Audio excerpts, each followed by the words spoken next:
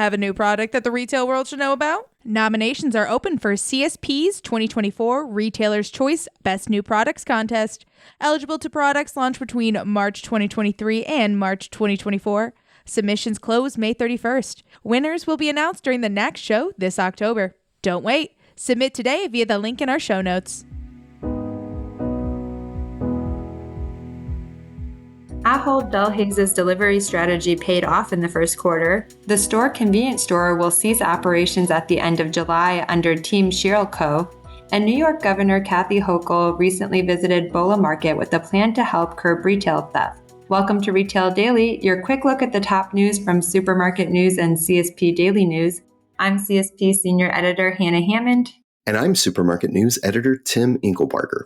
Ahold Delhaize's decision to orient its online fulfillment capabilities towards more efficient, less asset-intensive same-day delivery models paid off during the first quarter in the U.S. The retailer's online sales sprouted 4.7% year-over-year, mainly fueled by new customer growth. In early February, Ahold Delhaize USA announced it was partnering with DoorDash. The service was expected to be rolled out to all chains by March. The digital success helped offset sluggish sales overall in the U.S. Net sales declined 0.6% year-over-year at constant exchange rates. Comparable sales growth, excluding gas, grew minimally at 0.8%. The store, with 25 convenience store locations in Wisconsin and Michigan, will cease operations at the end of July under Team Schierl Co. The store has been notified the property investment company will not be extending its current operational agreement, and the store will be forced to end its operations as of July 31st. It will work with the chain's next operator to transition employees. Emily Johnson helped organize the Reddit page calling for a shopper boycott at Loblaw stores during the month of May, and she was able to meet with a retailer's CEO recently. For the most part, the conversation went well, but the boycott continues. Per Bank, the grocer's CEO, thought it was important to hear Johnson's concerns in person. Meanwhile, smaller grocery stores and co-ops have seen an uptick in sales since the Loblaw's boycott began. New York Governor Kathy Hochul recently visited with Bolla Market President and CEO Harry Singh at the Lindenhurst store to announce a new plan to fight retail theft in New York. The two discussed new landmark protections against organized retail theft. The governor's 5-point plan includes increasing penalties for assaulting a retail worker, allowing prosecutors to combine items stolen from different stores when filing charges, going after third-party sellers, $40 million for retail theft units, and $5 million for added security. Sprouts Farmers Market CEO Jack Sinclair shed some light on the development of the retailer's loyalty program during the first quarter earnings call. Sinclair said the program, currently being tested in 2 markets, will create such a detailed reading of the shopper that Sprouts expects to increase share of wallet with target customers. The CEO added the company expects the increase in share of wallet will more than pay for the technology behind the loyalty program going forward. Shell launched Shell S Pay, a mobile payment option in the Shell app. After downloading the app, customers can link their Shell Fuel Rewards account and their checking account. Through the end of the year, consumers can earn an extra 25 cents per gallon after their first fill-up using Shell S Pay. After that, they will save 10 cents a gallon on every additional fill-up paid. Grocery outlet stock took a steep dive on Tuesday following the release of the discount grocer's Q1 earnings report, where the company lowered its earnings forecast due to unexpected disruptions in implementation of new technology.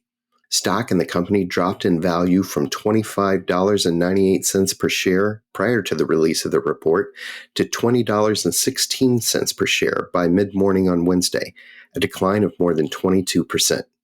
7-Eleven Inc. has promoted several executives to new roles.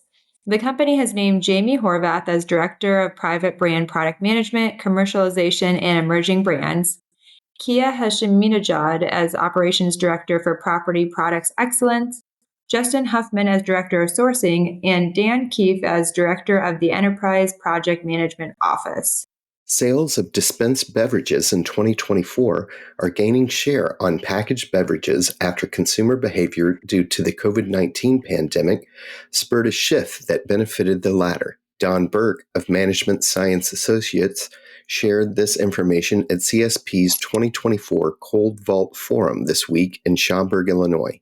Dispensed beverages, hit hard by health safety concerns during the pandemic, have started to regain popularity the first quarter of this year, with 52% of sales coming from this category compared to 48% in packaged beverages in convenience stores, Burke said.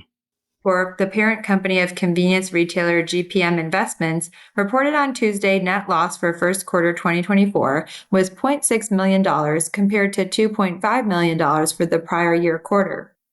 To focus on accelerating organic growth, the company said it is in the process of developing a multi-year transformational plan. This plan includes converting a meaningful number of locations as dealer sites within the company's wholesale agreement, Ari Kotler, CEO, President, and Chairman, said. The United Food and Commercial Workers Local 951 announced today that negotiations have begun with Kroger for a new contract, affecting more than 1,000 Michigan grocery workers across the state. Contract bargaining for a new deal began in late April at UFCW 951 headquarters in Kentwood, Michigan, as the current contract expires on June 15th. The bargaining committee is made up of Kroger workers from the 10 stores UFCW 951 represents in mid-Michigan. When adjusted for inflation, daily convenience store revenue has dropped 19% from January 2021 to January 2024, according to a new report from Upside. Due to cost concerns, 27% of respondents reported shopping less often at C-stores than they did a year ago, most shopping at grocery stores instead. Only 3 categories that Upside measured saw growth in the last year: tobacco, bottled drinks, and dispensed beverages. And that will do it for today's episode of Retail Daily. Subscribe on Apple Podcasts, Spotify, and more for your daily dose of retail news. For more on these stories, visit CSP Daily News and supermarketnews.com. I'm Hannah Hammond. And I'm Tim Inkelbarger. Have a great day. Have a new product that the retail world should know about? Nominations are open for CSP's 2024 Retailer's Choice Best New Products Contest. Eligible to products launched between March 2023 and March 2024. Submissions close May 31st. Winners will be announced during the next show this October. Don't wait. Submit today via the link in our show notes.